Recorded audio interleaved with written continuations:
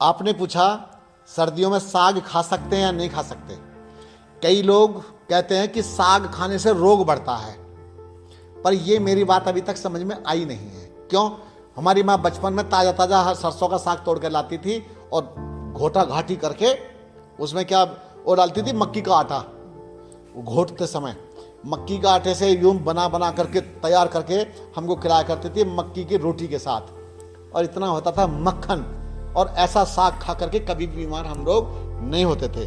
तो इसी दृष्टि से आप लोग साग खा सकते हैं, साग भी पेट को साफ करता है। लेकिन यदि पहले से गैस बन रही हो तो कृपा करके उस अवस्था में ना खाएं। हाँ खाइए ना, आप में पावर चाहिए। अच्छा, अगर आप ये कहते हैं कि मक्खन खाएं या ना खाएं, मेरी ओर से तो आपत्ति है नहीं। मुझे तो मक्खन, दूध, घी और छाछ, दही मेरे लिए तो अमृत है। लेकिन वो मिलना चाहिए, मिलना चाहिए। शुद्ध मिलता नहीं है, इसीलिए निषेध होता है, विरोध होता है। मक्खन भी शुद्ध नहीं मिलता है हमको। सब ये केमिकल की चीजें सब तैयार की हुई, मतलब बनावटी चीजें ज्यादा मिल रही है मार्केट में, तो ये ठीक नहीं है। इसी के साथ साथ एक 90 वर्ष से ऊपर के व्यक्ति थे, वो 9 मिनट शीर्षासन करते थे। लोग बड़े हैरान थे कि इतने स्वस्थ कैसे रहते हैं। वो मेरे मित्र थे और बहुत देर तक मेरे उनके ठाके लगते रहते थे। एक दिन मैंने पूछा, मैंने कि एक बात बताओ, आप 90 वर्ष के हो, बच्चे की तरह से रहते हो, आखिर आपका शरीर ऐसा है क्यों? बोले 9 मिनट शीर्षासन करता हूं अभी भी इस आयु में। लोग कहते हैं बड़ी आयु में शीर्षासन नहीं करना चाहिए, बोलते हैं ना कि बड़ी आयु में शीर्षासन नहीं करना चाहिए। लेकिन जो नियमित कर रहा है पहले से, उसको छोड़ना नहीं चाहिए। किसको नहीं करना चाहिए? नहीं, जिसको ब्रेन हेमरेज है, उस तरह की समस्याएं या ब्लड प्रेशर है, उसको नहीं करना चाहिए। और या उसको क्या करना चाहिए कि जैसे उनकी बात बता रहा हूं मैं आपको।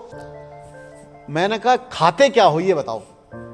बोले खाता क्या हूं, सवेरे नाश्ते में पराठे खाता हूं। वो 90 साल के व्यक्ति, नाश्ते में पराठे खाता हूं और आलू के पराठे खाता हूं बढ़िया, कभी गोभी के खाता हूं। मैंने कहा बड़े मजे आ रहे हैं आपके तो इसमें तो। और मैंने कि साथ में क्या लेते हो? बोले इतना सारा मक्खन लेता हूं, इतना मक्खन। और समाधा आश्रम से, नागपुर की बात है ये, समाधा आश्रम से दूध आता है, गाय का दूध आता है, और मंगाता हूं, उसका जमाता हूं और उसका बिलो करके मक्खन निकलवाता हूं। छाछ बनती है और खूब सारा मक्खन खाता हूं। मैंने कि भैया आप नहीं मरने वाले जल्दी से, तो वो और भी लंबी आयु तक जीते रहे। और बताऊं आपको आश्चर्य की बात, उनके अंदर इतनी शक्ति थी कि 90 वर्ष की आयु में साइकिल लेके चल देते थे वो। और घर वालों ने जबरदस्ती साइकिल तोड़ी, अरे कहीं गिर गिरा पड़े तो मुश्किल हो जाएगी, तो साइकिल खराब करनी पड़ी। साइकिल का सब पंचर पुंचर कर दिए, उसका सब निकाल दिया उन्होंने। घर वाले बोले खराब होगी साइकिल, अब पैदल पैदल जाओ। तो मैं आपको ये बताना चाहता हूं कि आपके अंदर क्षमता होनी चाहिए, अपनी क्षमता के आधार पर आप कीजिए। बोलिए। साग का सूप पी सकते हैं? कौन सा? पालक का पी सकते हैं, पालक। मेथी का भी पी सकते हैं। सरसों का सूप मैंने कभी किसी को पिलाया नहीं है, इसलिए नहीं, और इसके मेरे कोई अनुभव भी नहीं है। कच्चा तो खा सकते हैं। क्या? पालक कच्चा खा जाइए, मेथी कच्चा खा जाइए, सरसों कच्चा खा जाइए। अगर ब्लड प्रेशर हाई हो गया है, ठंडे पानी का एनिमल ले लो, सादा पानी का एनिमल ले लीजिए, पेट पर ठंडी मिट्टी रख लीजिए, माथे पर गीली मिट्टी रख लीजिए, सिर को धो दीजिए ठंडे पानी से, सादा पानी पी जाइए या लौकी का जूस पी जाइए। ठीक है?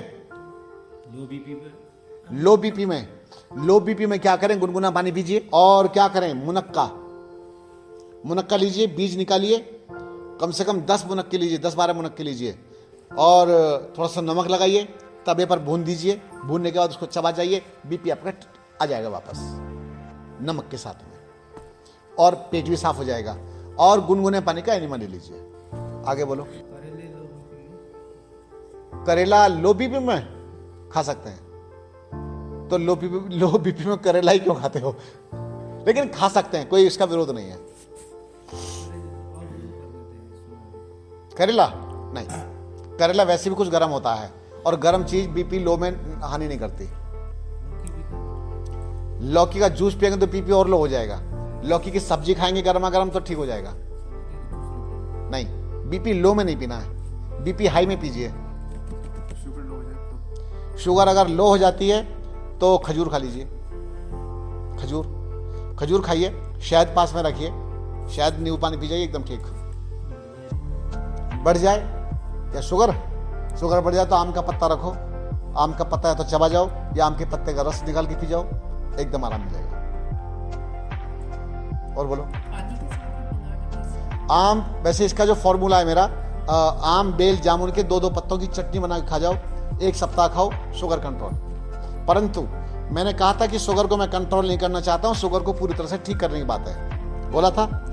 तो शुगर पूरी तरह से ठीक हो जाती है और ठीक ही हो जाती है, ये शुगर की बीमारी रहती ही नहीं है। फिर पेनक्रियाज आपका एक्टिव हो जाता है। तो जब कहते हैं ना कि पेनक्रियाज इंसुलिन नहीं बना रहा, इंसुलिन बनाना प्रारंभ कर देता है, क्योंकि जब आप एक बार डिटॉक्सिफिकेशन कर लेते हैं, पूरे के पूरे ऑर्गन्स आपके एक्टिव हो जाते हैं। हार्ट की अगर ब्लॉकेज है तो अर्जुन की छाल, दालचीनी दोनों बराबर मात्रा में रख लीजिए और उसको उसका काढ़ा बना करके 1/4 चम्मच से थोड़ा सा ऊपर पाउडर लीजिए। क्या क्या? अर्जुन की छाल और दालचीनी दोनों बराबर मात्रा में मिला करके पाउडर बना के रख लें और इसकी चाय बना करके, मतलब इसका काढ़ा बना करके, चाय वैसे नाम चल रहा है, और एक काढ़ा बना करके उसका 1 कप काढ़ा पिलाइए, डेली पिलाइए। और ये जो दालचीनी है, ये दालचीनी अंदर तक पूरा का पूरा ब्लॉकेज को खोल देती है। आपातकालीन स्थिति में कोई रिस्क ना लें, किसी अच्छे सेंटर में लेके जाइए, क्योंकि अचानक आप अपने वो प्रयोग कर रहे हों, आपातकाल में किसी ऐसी जगह पर जहाँ पर तत्कालिक उपचार दिए जा सकें, वहाँ लेके जाना चाहिए। तो मुझे लगता है कि या फिर हार्ट को दबाएं कुछ इस तरह से, या उसके आपको नसों की जानकारी है, उस तरह कुछ एक्यूप्रेशर आदि जानते हैं, दबाते हुए वहाँ लेके चले जाइए, आदमी हॉस्पिटल पहुँच जाएगा। और एक बात बताता हूँ, अगर आप शुद्धिकरण करते रहे मेरे अनुसार, फिर आपको ये हार्ट आदि की प्रॉब्लम होगी ही नहीं। और खान पान का जिस तरह से मैंने गाइड किया है आप लोगों को, मेरा पूरा विश्वास है कि आपको ये समस्या नहीं होगी।